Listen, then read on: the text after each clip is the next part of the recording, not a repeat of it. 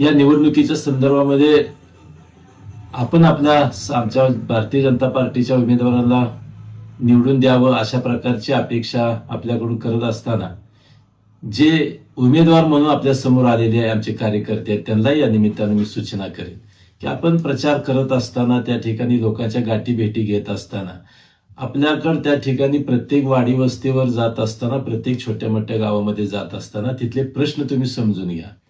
ते प्रश्न आपल्या डायरीमध्ये नोंद करून घ्या की जेणेकरून त्या ठिकाणी उद्याच्याला येणाऱ्या 5 वर्षाच्या काळामध्ये आपल्याला ते प्रश्न मार्गी लावण्यासाठी त्या ठिकाणी मदत होईल. हे करत असताना तुमचं सुद्धा काहीतरी नियोजन असलं पाहिजे. आपल्याला जनतेनं निवडून दिल्यावर आपण कशा पद्धतीनं काम करणार आहोत.